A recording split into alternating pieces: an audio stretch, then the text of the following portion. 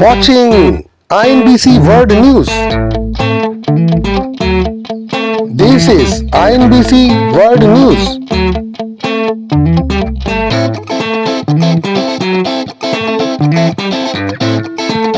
International News Broadcasting Content. INBC News.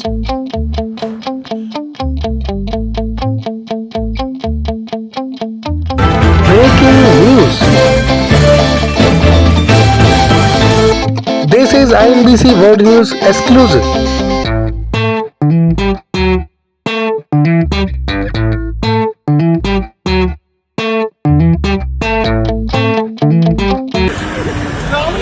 This is the last video of Hindu activist in Bangladesh, Deepu Chand Das, before his lynching and brutal murder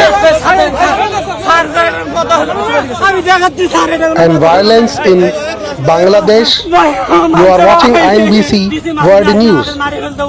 Anchor Bindesh Chaturvedi, INBC World News. ये Hindu activist Deepu चंद दास का आखिरी video है जिसमें Bangladesh police ने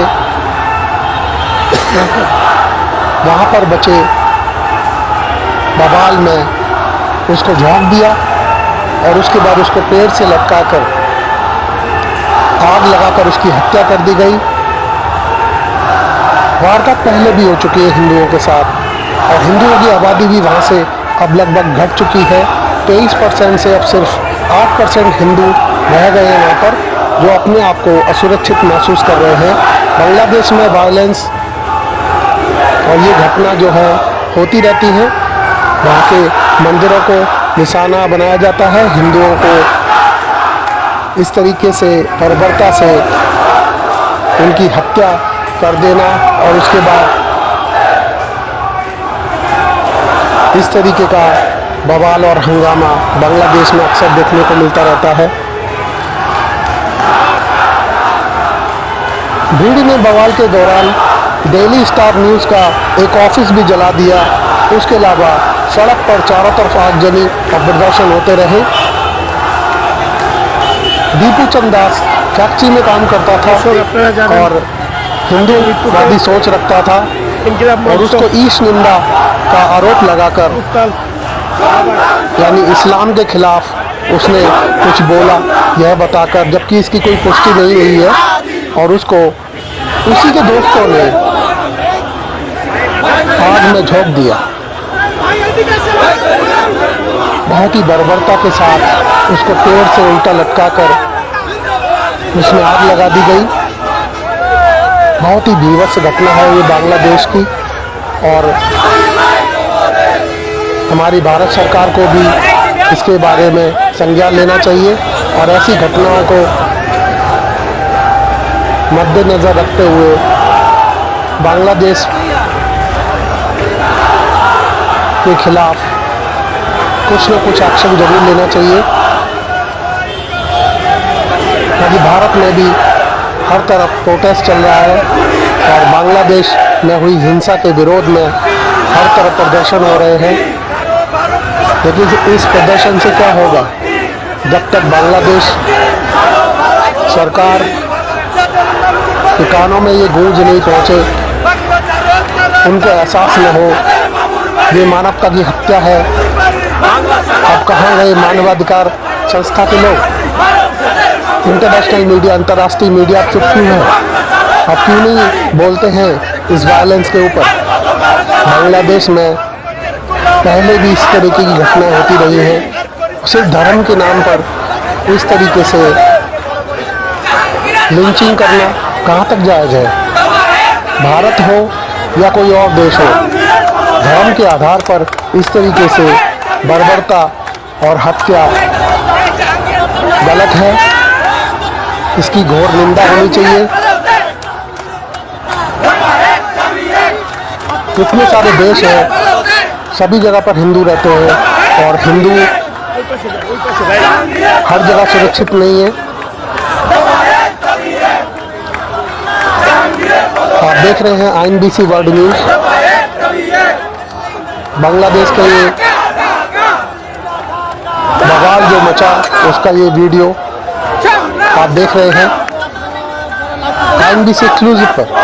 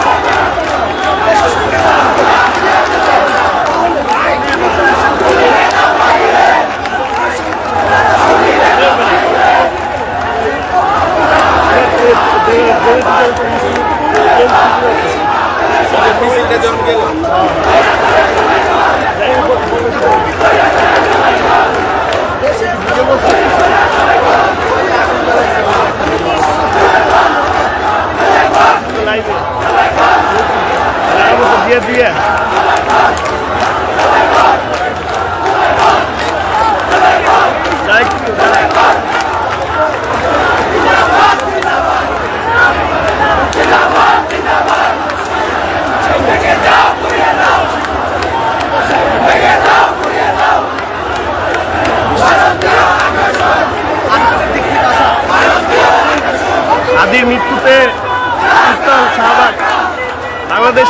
থেকে লাইভে আসি, আপনারা সবাই লাইভটা শেয়ার করে দিবেন। সরাসরি শাহবাগ থেকে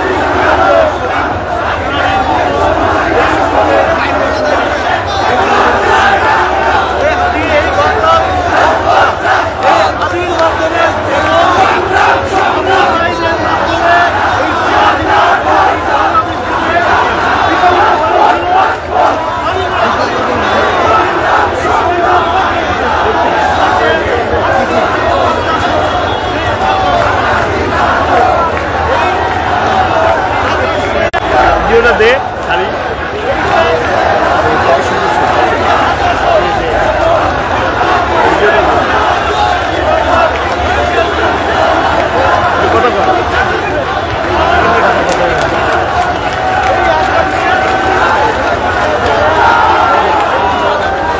হাদির মৃত্যুতে দর্শক যেমনটা জানেন, হাদির মৃত্যুতে ইনকিলাব মঞ্চ সহ সাধারণ জনগণ পুরা শাহবাগ চত্বরে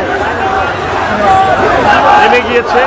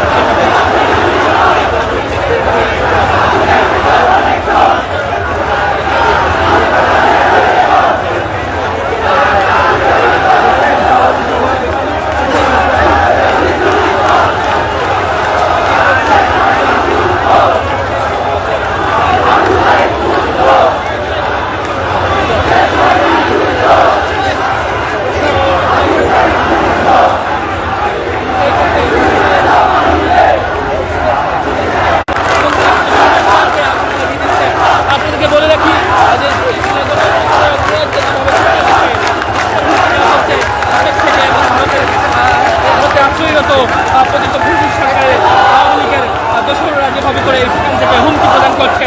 সেখান থেকে হাফেজ আবদুল্লাহ সেদিন সর্বদলীয় প্রতিনিধি সমাবেশে বক্তব্য রেখেছিলেন এবং সেই বক্তব্যে তিনি বলেছিলেন ভারত যদি বাংলাদেশের অভ্যন্তরীণ বিষয় নিয়ে না চলায় এবং একই সাথে বাংলাদেশে যে জুলাই রকমের রয়েছে তাদেরকে যারা ভারতের বিপক্ষে এবং আওয়ামী লীগের বিপক্ষে যারা বাংলাদেশ পন্থী তাদেরকে একজন সেনাবাহিনীর অফিসার সেখান থেকে ভারত থেকে ঠিক পায়ে হাসনাত আবদুল্লাহকে হত্যা হুমকি দিয়েছেন।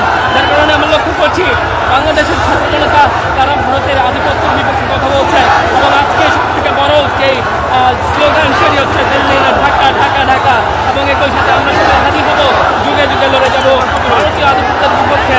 তাদের অবস্থান তারা জানান দিচ্ছেন, ভারতীয় আধিপত্যের বিপক্ষে তারা করে যাওয়ার বার্তা দিচ্ছেন এবং তারা বলছেন তারা শপথ নিচ্ছেন তারা ভারতের বিপক্ষে তাদের যে লড়াই, ভারতীয় আগ্রাসনের বিপক্ষে তাদের যে লড়াই সেটি তারা চালিয়ে যাবেন। আপনারা জানেন ভারত এই বাংলাদেশে বিভিন্নভাবে রাজনৈতিকভাবে প্রভাব ফেলার চেষ্টা করে এবং এখনো পর্যন্ত একটি প্রকৃত ফ্যাসিস্ট সরকারের আওয়ামী লীগ থাকতে পারবেন, অর্থাৎ এটি দিয়ে তারা মূলত একই বার্তা দিয়েছে ভারত তাদেরকে লালন করে, তাদেরকে পালন করে এবং একই সাথে বাংলাদেশের অভ্যন্তরীণ রাজনৈতিক বিষয়ে তারা হস্তক্ষেপ করে।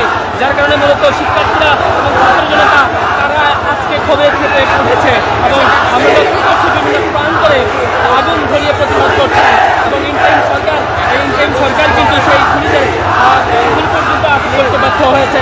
বিশেষ করে আইন উপদেষ্টা এবং স্বরাষ্ট্র উপদেষ্টার বিপক্ষে স্লোগান দিচ্ছেন। এর আগে আমরা লক্ষ্য করেছি ডাক্তার নেতৃত্বে ঘোষণাটি দিয়েছিল, এরপরেও ঘন্টা পার হয়ে গেলেও এখনো পর্যন্ত সেই স্বরাষ্ট্র মন্ত্রণালয়ে সংশ্লিষ্টরা শৃঙ্খলার বাহিনীর সদস্যরা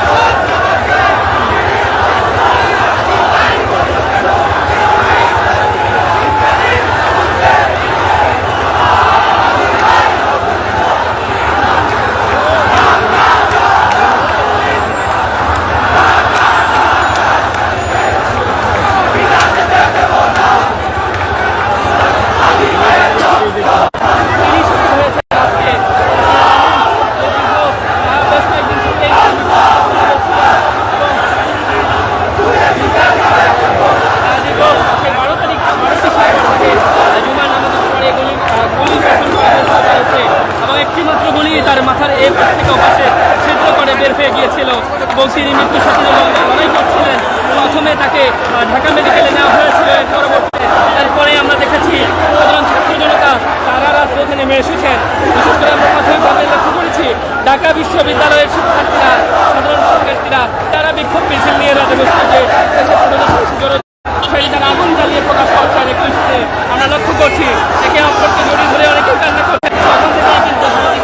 এর কিছু অংশ লক্ষ্য করছি যেভাবে বলা হয়েছিল ইসলাম মঞ্চের তরফ থেকে যাতে সেই শহীদের খবর যখন পৌঁছাবে, মৃত্যুর সংখ্যা যখন পৌঁছবে যাতে পুরা বাংলাদেশ যাতে ব্লক করে হত্যা করে ফেলে সেদিকে কিন্তু আমরা লক্ষ্য করছি। এই মুহূর্তে সহভাগে তারা দলে দলে আসছেন এবং এই মুহূর্তে বিভিন্ন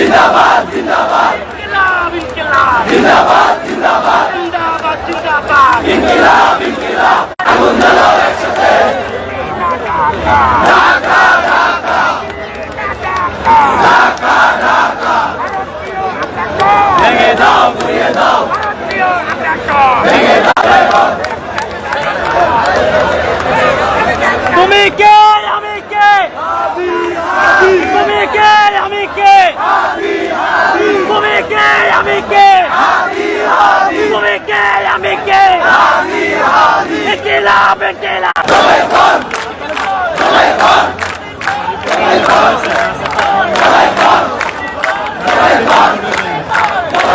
ভাই কই আছে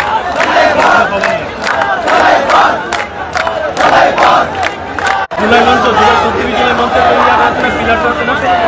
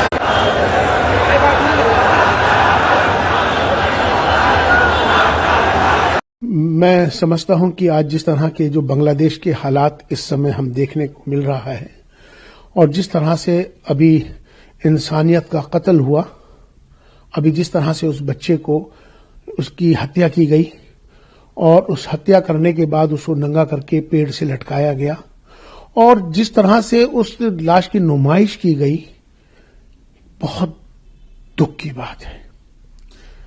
मैं पूछना चाहता हूं बांग्लादेश के चीफ इमाम से, मैं पूछना चाहता हूं बांग्लादेश के चीफ काजी से, मैं पूछना चाहता हूं बांग्लादेश के इमामों से, मैं पूछना चाहता हूं बांग्लादेश की आवाम से, क्या ये एहसान का बदला आज आप भारत को ये दे रहे हैं? भारत ने हमेशा से बांग्लादेश का सहयोग किया, चाहे वो आर्थिक स्थिति हो, चाहे वो व्यापार का मामला हो, चाहे उनका इंफ्रास्ट्रक्चर का हो, हर कदम पे भारत बांग्लादेश के साथ खड़ा रहा। ये एहसान फरामोशी है। मैं उन इमामों से, चीफ इमाम से पूछना चाहता हूं, क्या इस्लाम का तरीका यही है? इस्लाम बचाने का नाम है, इस्लाम मारने का नाम नहीं है। पिछली मर्तबा भी आपने देखा कि मंदिरों को जला दिया गया, हिंदुओं की निर्मम हत्याएं कर दी गई, औरतों के साथ रेप किए गए। क्या ये इस्लाम इसकी इजाजत देता है? कहां गई वो मानवाधिकार संगठन जो चिल्लाते हैं इंसानियत के लिए? कहां गए वो मानवाधिकार के ऑर्गेनाइजेशंस? आज जिस तरह से हिंदुओं पर वहां अत्याचार किया जा रहा है, मैं यूएनएचआरसी से अपील करना चाहता हूं कि फौरन वहां जो अल्पसंख्यकों के साथ, हिंदुओं के साथ जो अत्याचार हो रहा है, उसको फौरन रोका जाए और वहां पर स्थिति को काबू किया जाए। मैं वहां के जो यूनुस जो इस समय जिम्मेदार हैं, मैं उनसे अपील करना चाहता हूं कि स्थिति को काबू करें और हालात को बेहतर बनाएं।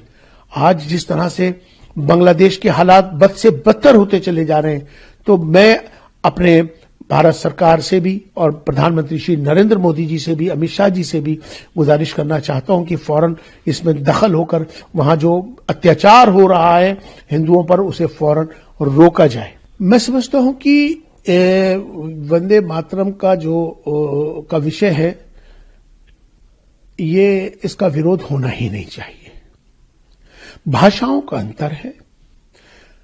वंदे मातरम मुसलमान सिर्फ इसलिए नहीं कहता क्योंकि वो एक ईश्वर में आस्था रखता है, एकम ब्रह्मम द्वितीय नास्ति, एक खुदा की इबादत करता है। वंदना माने पूजा के होते हैं।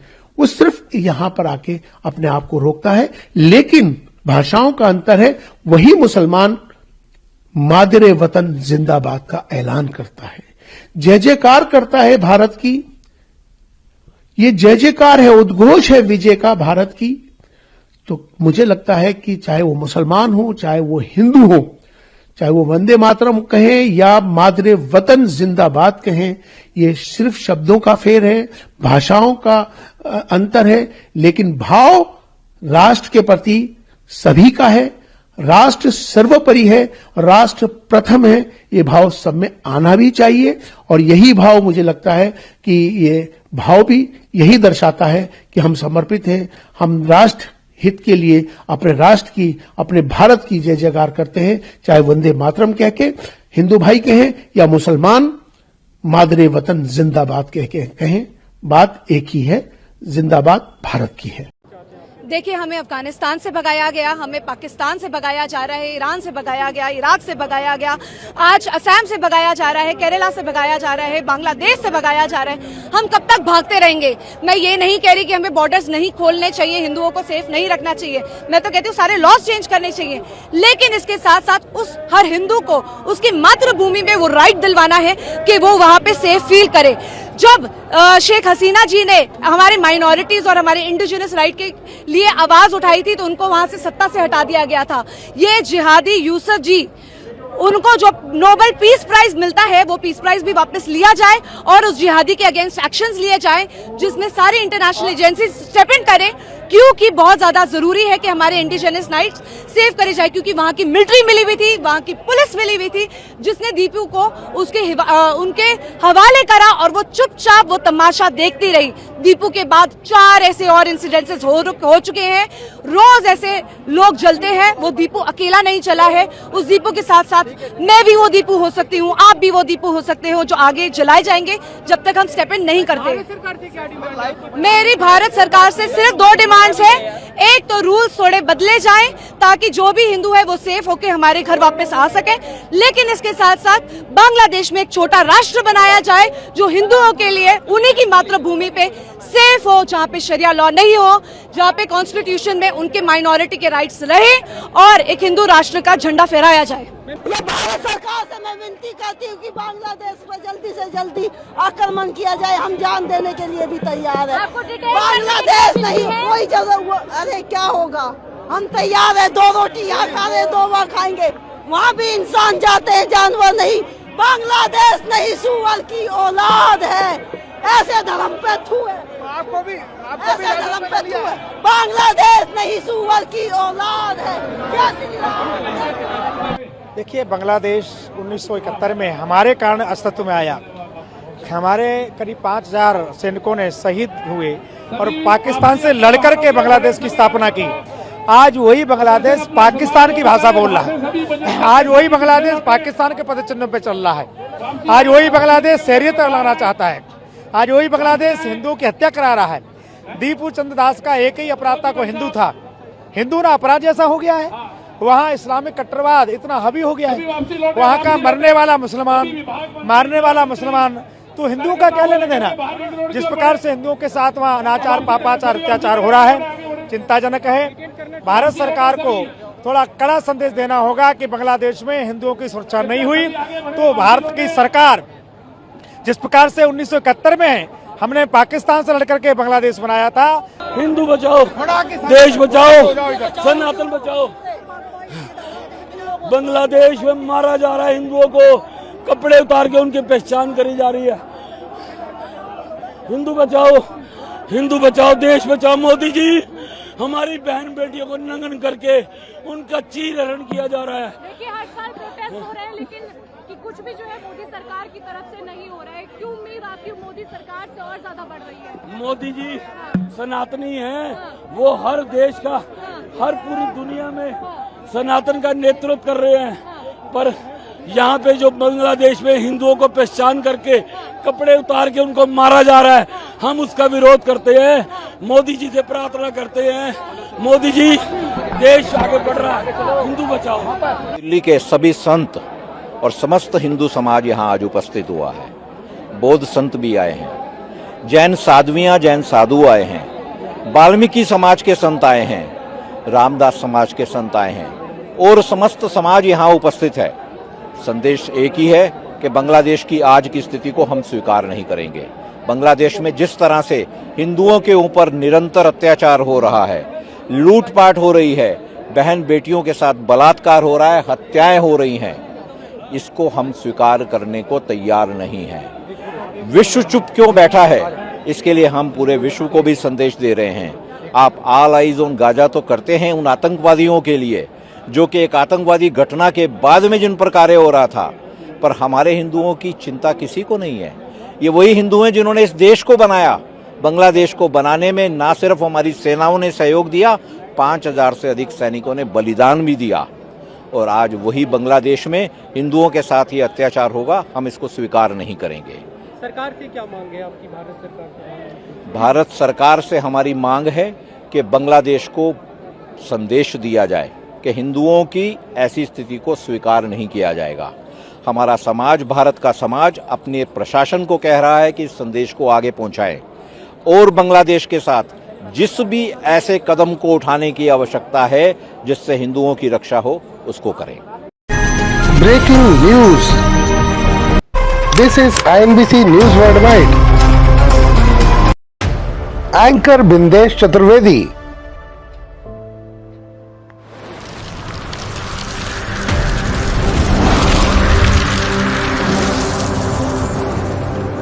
This is INBC World News.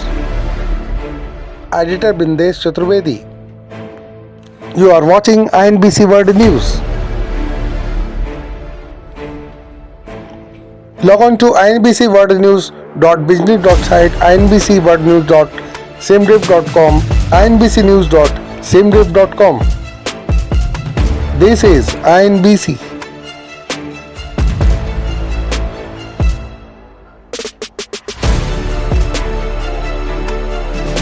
INBC World News presents News Worldwide 24/7 News.